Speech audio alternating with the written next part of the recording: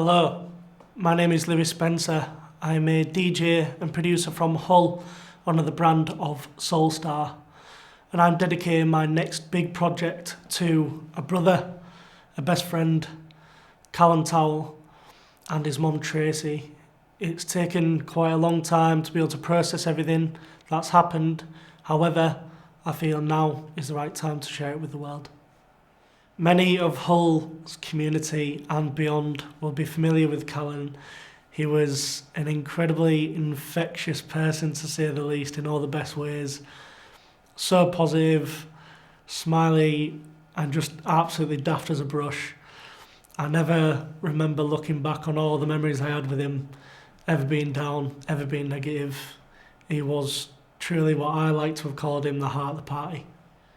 I met Cal when I was about 14 years old, and at the time there used to be a disco on at Hull Ice Arena on a Friday night, and one of my best mates at the time said to me, "Look, we need to go, it's just amazing, it's like a nightclub but for underage people." So I was like, "Oh, brilliant." Started going, it was just full of proper good looking girls at the time. I used to just get up to no good, and I met Cal in the locker room. And at the time I had this huge quiff. I was really proud of it, really liked it, and he used to make sure I was absolutely on form every night until I saw Cal, and he came across and he was like, "You're copying my hair, you." And I said, "No, I think you're copying me. We just look like identical." It was really weird, hairstyle wise anyway, and that was really the first brief conversation we had from there. And he used to be so popular at the Hull Ice Arena. There used to be a freestyle they used to do at a certain time where in the middle of the ice rink a huge spotlight would face down onto the ice rink, and Cal would just get up in the middle, he'd start doing these amazing spins and dances, and it was so elegant and so seamless, it was just incredible. And everyone would be recording him and watching him. He was just absolutely amazing to watch.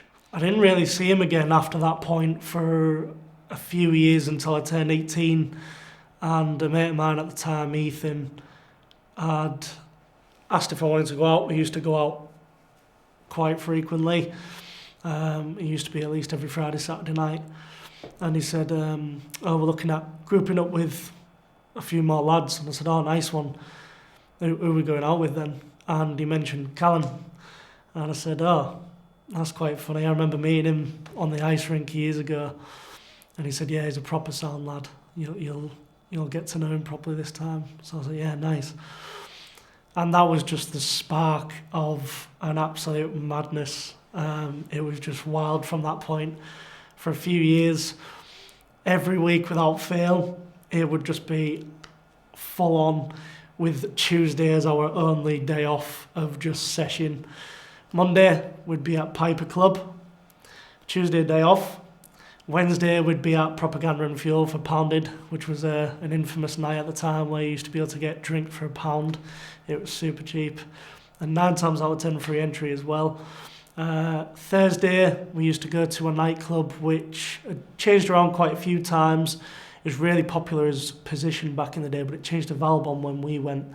And we absolutely loved it there. We'd always get VIP, we'd get free entry, 10 free drinks. We'd win the competition every week for a free cocktail on a Thursday and free entry. And then we used to go again on the Friday, and on the Saturday we used to go to what was Sugar Mill, which is now Waterfront. And then the Sunday we'd just have a bit of a chill one at Propaganda and have some deep chats. It was like this week in, week out, absolutely relentless, and we just got up to absolute no good all the time. It was probably the best nights of my life, if I'm honest. They were always the happiest. Callan would just get the whole group together. There'd be a group of us, maybe 10 to 15 lads, and without him there'd just be no energy.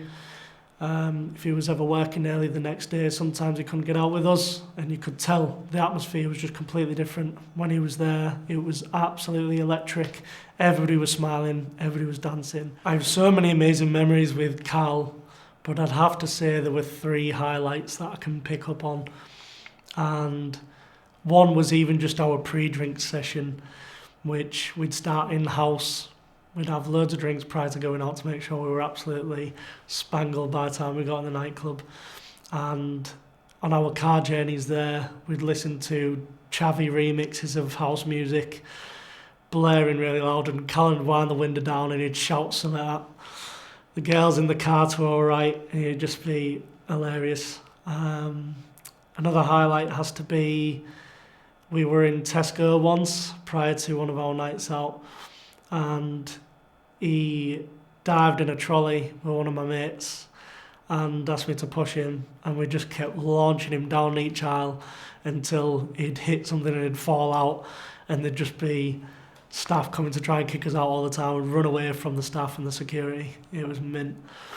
And then the final memory I'd have to say would be, we had this egging session and we were driving around town with stacks and stacks of eggs, and we just throw them at cars, at people, at police cars. It was just ridiculous and really risky, to be honest. I don't know how we didn't get pulled. But yeah, that's definitely three of my favourite memories. There was just so many more, countless more. Cal truly is what I like to call the heart of the party. He knows that. I used to call him at the time. We would just bounce off each other time and time again. And without him, myself and my group of mates, there was no energy. There was nothing. It was the life and the soul of the party. We'd just bounce off each other all the time. It always made me smile. It always made me laugh. And sometimes in tears. It'd just be absolutely silly. But I ought to thank him for being a huge part of my personality. I really wouldn't have had the confidence to even do something like this today, speaking in front of a camera or being able to speak to anybody out and about without Callan.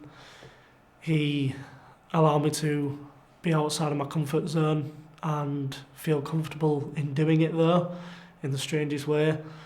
He'd encourage me to be this social butterfly that I'd like to think I am today. And this really is the main reason why I'm dedicating this piece of music to Callan. Now, this is a non-profit, not doing this for streams, likes, anything, not doing it for any money either. I'm doing this purely to dedicate a part of myself to Callan. And if you were to listen to it, that'd be amazing, because I'd like for someone to be able to understand how it felt to be a part of Callan's life. All three of these tracks, I feel, include elements of Callan within.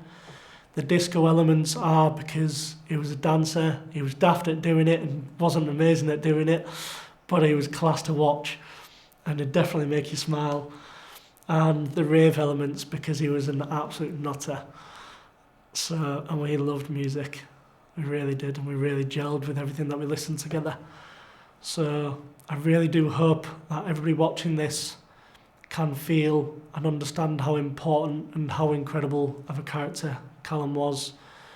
And I'm so thankful and incredibly grateful that I had Callan and met Callan in my life, because he was such an amazing person. This EP has 3 tracks. One is The Heart of the Party, the main track. The second is Let's Go, and the third is Disco Rave Tool. I want to send all my love to Cal and his parents, his family, and I just want to send a massive thank you to him for being a part of my life.